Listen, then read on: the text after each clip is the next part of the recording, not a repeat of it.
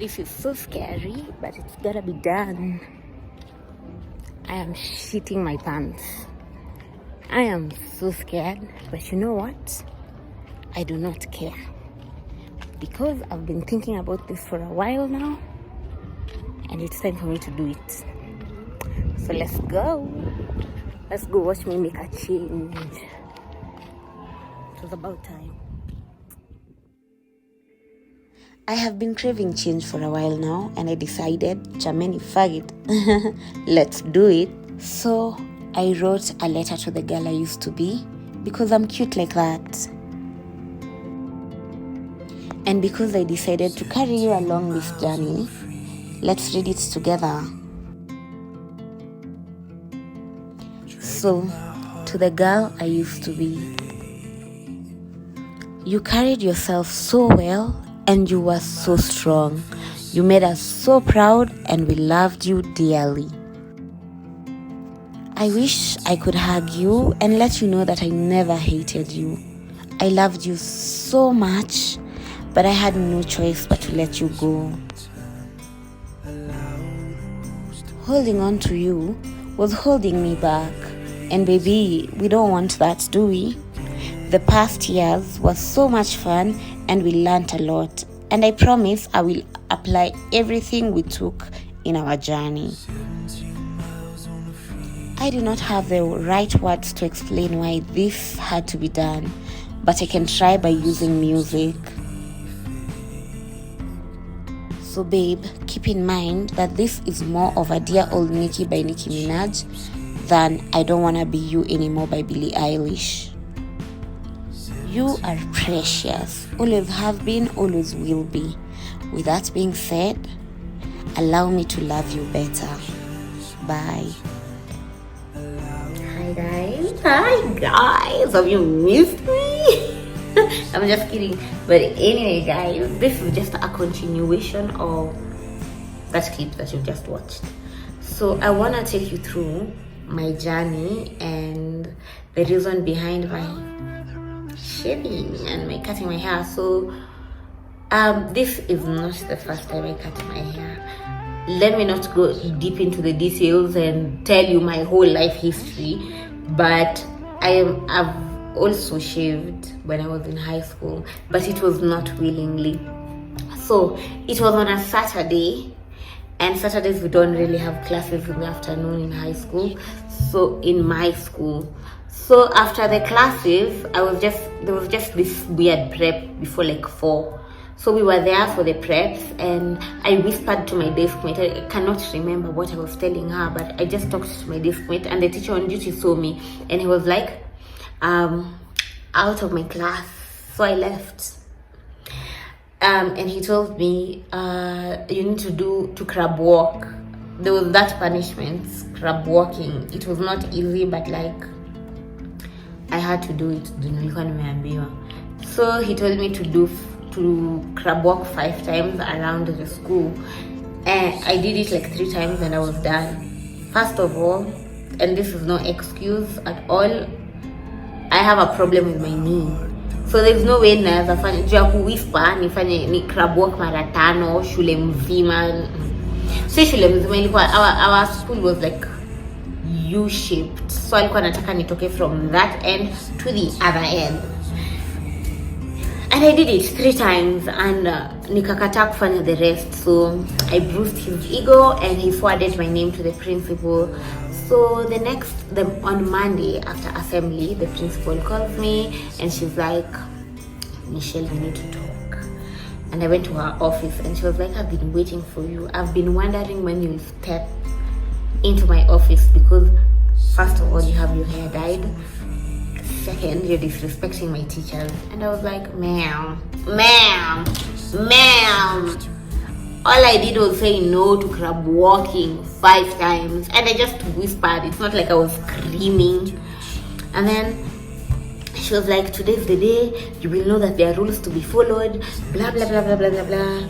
And I was like, okay, cool. So kumbe the rules to be followed ilikuwa ni katwe nywele. And she called 5 men to come and pin me down so that she can cut my hair. And when I say cut my hair, alikuwa na pull the fucking braids off my head. So that experience was terrible. So after that, she sent me to the secretary's office to wait for my parents, because even after that, like, I was hysterical. I cried. I was not settled. I was in a weird state. Like, I was in shock. That has never happened to me. I understood like why I felt that way after going to therapy. So that was my first experience when it comes to self-harm, because I was so angry and I needed to let that rage out. So guys, when I tell you I have gone through it. So while I was waiting for my mother at the secretary's office, I took a pen. There was a pen there. I think she had given me a pen to write, I don't know what, an apology letter or something. I cannot remember. But I didn't even write it. I took the fucking pen, broke it. Ilikuwa hivi big. Unakumbuka hizi big zenye zilikuwa na clear whatever. So I took the pen, broke it, and cut myself on my wrist.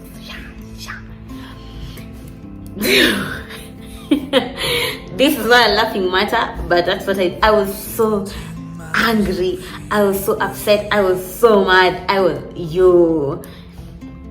So that's what happened. So after that, my mom came, and then we went into the office, and she was like, I think your daughter needs therapy. You think? I think your daughter needs therapy. I don't think she's okay. And I'm like,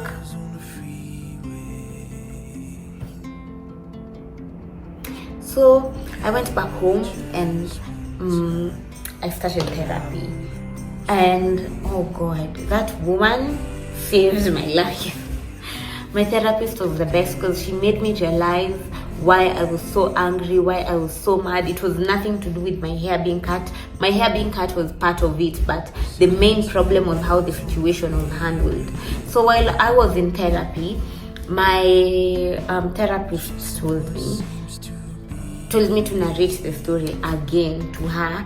Details. She wanted details. She wanted a detailed story of what happened. So I gave it to her. She's my therapist. I'm paying. It was expensive. So I was doing everything they were asking me to. So I told her what happened, narrated the whole story to her. And I told her about the 5 men that came and pinned me down and cut my hair. Some of them, their hands were on my thighs. My skirt was lifting. No one seemed to care. There were women then, but no one fucking cared. I was all alone in that office with 2 women and 5 men. One of the women is cutting my hair. I am trying to fight these men who are holding my thighs, holding my back. My skirt is up. I was so humiliated. I was so angry. I was upset. And my therapist was explaining to me that the reason why I was so angry was because of how the situation was handled, and not because they cut my hair. Them cutting my hair was also an issue, but it was not as triggering as them calling 5 men to come pin me down and cut my hair. So that was my first experience with self-harm and depression. Ever since that day, I swore I would never do anything. I would never cut my hair to that. Like, I would trim it and like do different styles, but I would never cut my hair short, because they stripped the power that came with my hair away from me.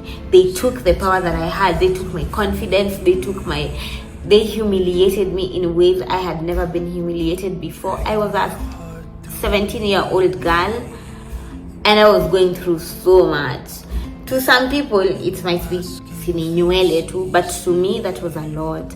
And the problem was not them cutting my hair. They would have just sent me home. Na waniambia nisirudi shule yao kama sijakata nywele. Ningine ninyolewe vizuri. But when I tell you I had patches because they were plucking the braids off my head, it was such a terrible experience. I would never want anyone to go through it. So, yeah. Fast forward to today. I was just craving change. I just wanted to change my life. I wanted to I just felt like I had lost myself and I wanted myself back. And I was in a very weird space and I wanted to get Musumba back to Musumba. So what I did was I sat down and like tried to figure out what exactly is my problem, why am I not feeling myself. And I realized that I am really caring about other people's opinions, and I'm under a lot of pressure when it comes to like pleasing other people and not myself. And I was like, I want my strength back and I want to get my crown back and my voice back and I want to be myself again. So what I did was I sat down and remembered the time I felt the weakest, the time I had no power, the time I felt like I was alone, and the time that I was in such a dark place and I thought I would never come out of it, and I did. And that was when they first shaved my hair, when they shaved my hair in high school. So I said, you know what, I am gonna cut my hair willingly and I'm gonna body short hair, because what happened to me back then did not define who I was. And I just decided, yeah, it's time for you to take back your crown, baby girl. Go cut that hair and show them, yes, you did it back then and you can do it now. So I just went and shaved my hair, and here I am now. And when I tell you it has done so much for me, I am more confident.